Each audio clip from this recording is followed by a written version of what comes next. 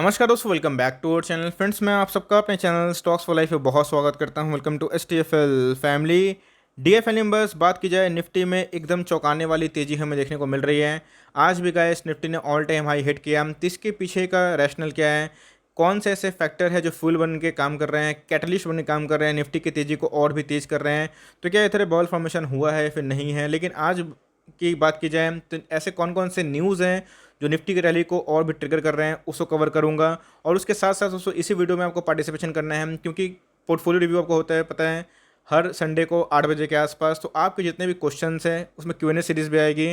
तो इसी वीडियो के नीचे कमेंट बॉक्स में ड्रॉप करिएगा, आपके जितने भी क्वेश्चन एंड आंसर हैं उसको मैं लेने की कोशिश करूंगा। उसके साथ साथ क्वेश्चन होंगे आपके, आंसर होगा हमारा। और उसके साथ साथ आपका जो भी पोर्टफोलियो है जो रिव्यू करवाना चाहते हैं, कमेंट बॉक्स में, इसी वीडियो के कमेंट बॉक्स में ड्रॉप करें। आई नो दोस्तों बहुत बार अपने आप ही डिलीट हो जाता है, बट हम लोग को कुछ करना नहीं है इसमें, क्योंकि ये यूट्यूब का ही प्रॉब्लम है। तो स्मॉल केस में लिखिएगा, वरना यूट्यूब क्या कर रहा है उसको स्पैम समझ के डिलीट कर दे रहा है। तो एनीवेज आप चाहें तो इसमें पार्टिसिपेशन कर सकते हैं। अब चलिए मुद्दा पे होगा कि हमें क्या देखने को मिल रहा है, कौन कौन से फैक्टर है जो निफ्टी के तेज़ी को और भी ट्रिगर कर रहे हैं। चैनल फर्स्ट टाइम होंगे सब्सक्राइब कर सकते हैं इस तरह क्वालिटी कंटेंट को सबसे पहले एक्सेस करने के लिए। Now without dealing any for time, let's begin. Guys आप देख सकते हैं कि आज की जो क्लोजिंग हमें निफ्टी में देखने को मिल रही है वो 15,799 के आसपास देखने को मिल रही है। दोस्तों बात की जाए निफ्टी में, तो निफ्टी में बहुत ही मैं बोलूँगा कि तेज़ी देखने को मिली। आज की बात की जाए तो 0.5% अब देखने को मिल रहा था। इसी बीच में दोस्तों निफ्टी एकदम वर्ज पे है ब्रेकआउट के। अगर दोस्तों इधर से निफ्टी निकलता है तो आने वाले कल में और तेज़ी हो सकती है। तो निफ्टी में इतनी तेज़ी आ चुकी है, इसके पीछे का रीज़न क्या है? इस बीच में कोरोना वायरस के जो केसेस हैं वो बहुत हद तक बढ़ चुके थे। हर दिन की बात की जाए तो 4 लाख केसेस पर डे आ रहते हैं। हमारा हेल्थ केयर जो सिस्टम था पूरा कोलैप्स हो चुका था। लेकिन दोस्तों उस समय निफ्टी के बारे में डिस्कस करें तो निफ्टी का भाव की बात की जाए तो 14,500 के आसपास हमें देखने को मिल रहा था। If I am not wrong 14,400 के आसपास भी था। उसके बाद 15,000। अब दोस्तों बात की जाए 15,000 से भी ऊपर देखने को मिल रहा है। जल्दी ही दोस्तों निफ्टी को 16,000 के पार देखने को मिलेगा। तो मैंने आपको उस समय बताया था कि इस फियर का फ़ायदा उठाइए, बिकॉज जब कोरोना वायरस पीक पे था, फर्स्ट वेव अननोन वायरस था, किसी को वैक्सीन के बारे में पता नहीं था, तो लोगों ने बहुत ज़्यादा पैनिक मचाया था। लेकिन उसके बाद आपको मैंने बताया था कि सेकेंड वेव जो है वो ऐसे तो बढ़ता बहुत तेज़ी से है, लेकिन गिरता भी उसी हिसाब से है। तो जैसे जैसे कोविड के केसेस में फॉल देखने को मिल रहे हैं, अभी तो गाइस पर डे की बात की जाए तो आप देख सकते हैं कि 1 लाख केसेस से कम आ रहे हैं, जिसकी वजह से एक सेंटिमेंटल चेंजेस आया है। ह्यूमन भी समझ चुके हैं कि कोरोना वायरस से लोग मरेंगे नहीं। हाँ, ये है कि जिनकी हेल्थ के प्रॉब्लम है, मतलब जिनके बॉडी में ही प्रॉब्लम है, उनके लिए बहुत चैलेंजिंग है। लेकिन यस, इससे लोग ठीक हो जा रहे हैं। तो कोरोना वायरस के जो केसेस हैं उसमें अगर ड्रॉप आएगा तो जी हाँ, ये सेंटीमेंट को चेंज करेगा, ट्रिगर करेगा, और इसी की वजह से निफ्टी भाग रहा है। आपको अच्छे से याद होगा कि जब मार्च का क्रैश हुआ था 2020 में, उस समय केसेस बढ़ रहे थे तो भाई फियर था। तो केसेस कम होंगे तो भाई एक ऑप्टिमिज्म आएगा। तो ये बहुत ही इंपॉर्टेंट है कि कोविड का ग्राफ जो है दोस्तों हमारा अंदरूनी मामला था, और जब कोविड का ग्राफ बढ़ रहा था सेकेंड वेव का, तो ग्लोबल मार्केट बहुत अच्छा कर रहे थे। और मैंने आपको उस समय बताया था कि जैसे ही केसेस कम होंगे हमारा निफ्टी भी उसी लेवल से बाउंस बैक करेगा। और गाइस ये बहुत बड़ा फैक्टर देखने को मिलता है। इसके बाद पता है कि बहुत ऐसे सिटीज़ हो गए, बहुत ऐसे स्टेट्स हो गए जिन्होंने लॉकडाउन इम्पोज किया था। खासकर मुंबई की बात की जाए, महाराष्ट्र उसी में आता है, महाराष्ट्र में मुंबई है दोस्तों। महाराष्ट्र की बात की जाए, दिल्ली की बात की जाए, उसके साथ साथ जो बड़े बड़े स्टेट्स हैं उनमें जो अनलॉक ट्रेड देखने को मिल रहा है, बहुत जो मार्केट सेंटीमेंट को बूस्ट कर रहे हैं। आपने देखा कि पिछले कुछ समय से जितने भी टूरिज्म वाले स्टॉक्स हैं रॉकेट कर रहे हैं। IRCTC की बात की जाए तो वही भाग रहा है, बैग्स वाली कंपनी वही भाग रही है, टूरिज्म वाली कंपनी वही भाग रही है। जहाँ भीड़ इकट्ठा होती है उन सब स्टॉक्स में भी तेज़ी आ रही है। और इसी की वजह से आपने देखा कि बजाज फाइनेंस ने भी एक नया ऑल टाइम हाई हिट किया। तो मार्केट में अगर अनलॉक का प्रोसेस स्टार्ट होगा तो इस पे क्या होगा, एक बूस्ट मिलेगा।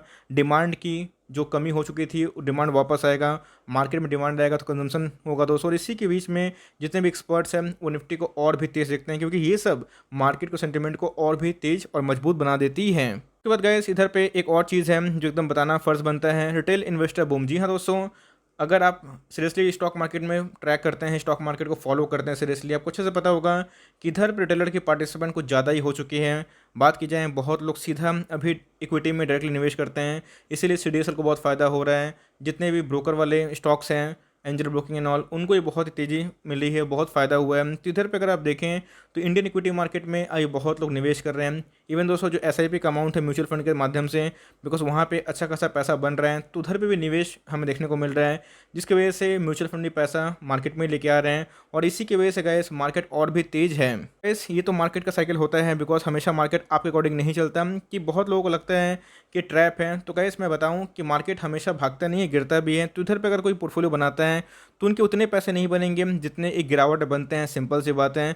लेकिन ऐसा नहीं है कि आपको हाथ पे हाथ धरे बैठे रहना है। जहाँ पे अच्छे स्टॉक में मौका मिल रहा है, जो अपने सही मार्जिन ऑफ सेफ्टी के लेवल पे खड़ा है, जिसमें एक अच्छा निवेश बन सकता है, तो उन सब का फ़ायदा उठाइए। बिकॉज रिटेल की बात की जाए तो ये सोचो, मार्केट की तेज़ी देख के बहुत लोग निवेश करने आते हैं, ये बात तो सच है। लेकिन इसी बीच में ध्यान रखिएगा, ये मार्केट फॉरएवर वाला है। बिकॉज बियर मार्केट जो है वो टेम्प्रोरी होता है हमेशा, और बुल मार्केट उसमें हमेशा परमानेंट होता है। ऐसा नहीं है कि निफ्टी 16,000 से 20,000 नहीं जाएगा, 20,000 से 40,000 नहीं जाएगा। ऑफकोर्स जाएगा, समय लग सकता है। लेकिन इसी बीच में जो बिना कोई सोचे समझे लगा रहे हैं पैसा बल्क में, तो वो आइडियल टाइम नहीं है। Because Nifty all time high पे है।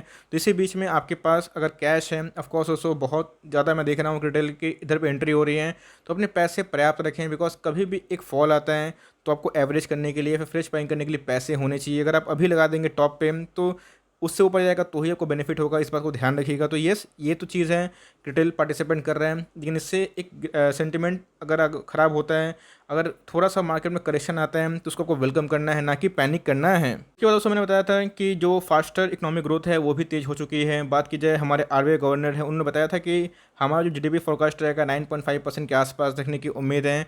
और बात की जाए, नीति आयोग ने बताया था कि ये चेंज होकर 10 से 10.5 हो सकता है। लेकिन इसके साथ वर्ल्ड बैंक ने दोस्तों 8.2 का अनुमान लगाया था। फिर भी अगर आप देखें तो the worst is behind. Because जैसे जैसे मैंने को बहुत बताया कि कोविड केसेस से उतना डरिए मत। आप देखिए कि वैक्सीन का ड्राइव कैसे चल रहा है। बिकॉज ये कोविड अब जाने वाला नहीं है। ऐसे बहुत से बीमारी थे जो नए आए थे और रह चुके हैं, बस फियर इसलिए नहीं है क्योंकि उधर पे हमें वैक्सीन की न्यूज़ देखने को मिलती है। तो इसी बीच में एंटिसिपेशन है जो कि फास्टर इकोनॉमिक ग्रोथ को लेके हैं। और आने वाले कल में इस सबको अनुमान है कि 2022 से लेके 2025 से लेके उससे ऊपर अगर 2030 की बात की जाए तो निफ्टी एक नया रिकॉर्ड हाई लगाएगा। और उसमें आने वाले कल में, आने वाले 10 साल में ये जो रिकवरी है वो बहुत तेज़ होगी, ऐसा बहुत सारे एक्सपर्ट्स का मानना है। और इसी की वजह से मार्केट में एक बहुत रौनक है।